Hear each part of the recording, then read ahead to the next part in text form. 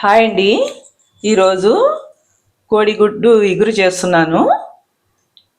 దీనికి కావాల్సిన main items 4 పెద్ద ఆనియన్స్, 6 గుడ్లు, పచ్చిమిర్చి, కొత్తిమీర అండి. ఇంకా తయారు చేద్దాం. స్టవ్ వెలిగించి ప్యాన్ పెట్టాను. ఇప్పుడు ఆయిల్ పోస్తున్నానండి.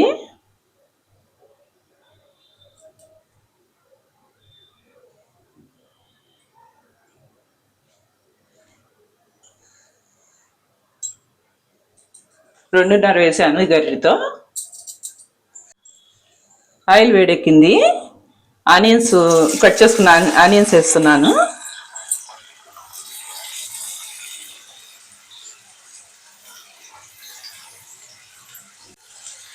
హై ఫ్లేమ్లోనే వేయించుకోవాలి.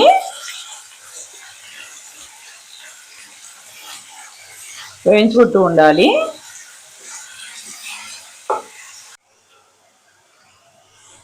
ఇలా వేగితే సరిపోతుందండి. పసుపు, తగినంత ఉప్పు,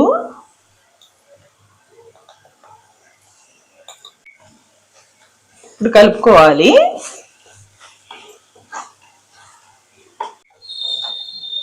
పచ్చిమిర్చి ముక్కలు,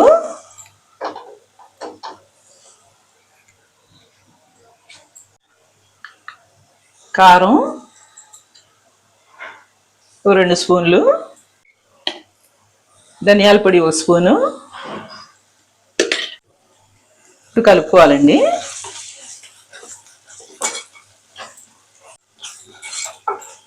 ఇలా కలుపుకున్నాక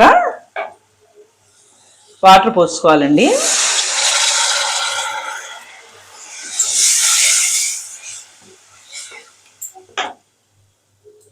ముప్పావు గ్లాస్ పోసానండి.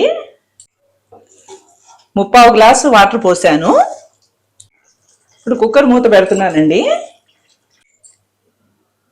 మీడియం ఫ్లేమ్లో పెట్టుకుంటున్నాను. 5-6 విజిల్స్ వస్తే సరిపోతుందండి. మూత తీసానండి. ఇలా ఉంటుంది.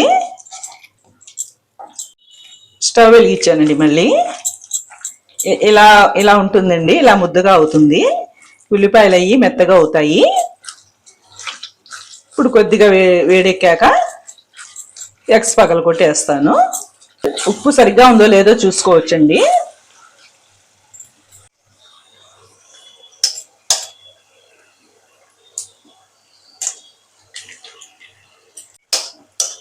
ఇలా పగలు కొట్టి వేసుకోవాలండి ఎగ్.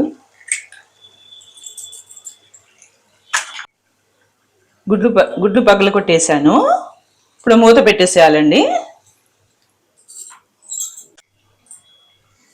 ఇప్పుడు ప్లేట్ వేస్తున్నానండి. కుక్కర్ మూత పెట్టకూడదు. ఇప్పుడు మామూలు ప్లేట్ పెడుతున్నా. మూత పెట్టానండి. ఫ్లేమ్ సిమ్లో పెట్టాను.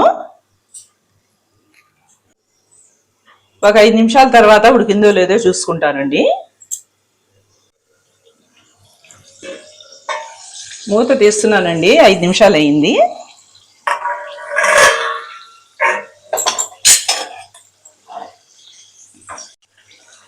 ఇప్పుడు ఈ ఎగ్ ఇలా కొద్దిగా తిరిగేస్తున్నానండి.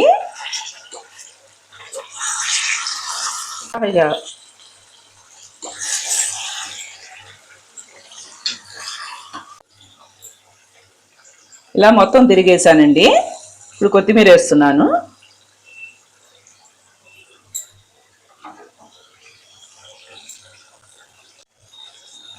కొంచెం ఎగురితే అయిపోతుందండి. ఇంకా అటుపక్క కూడా ఉడికిపోద్ది బాగా.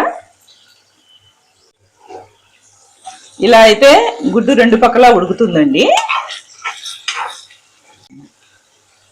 టేస్ట్గా కూడా ఉంటుంది. ఇది రైస్లో బాగుంటుందండి. లవంగం, దాల్చిన చెక్క పౌడర్ వేస్తున్నానండి కొద్దిగా. ఇంకా అయిపోయిందండి. రెడీ అయిపోయింది. కోడిగుడ్డు ఇగురు రెడీ అయిపోయిందండి. రైస్లోకి చపాతీల్లో కూడా బాగుంటుందండి. ఒక లైక్ చేయండి.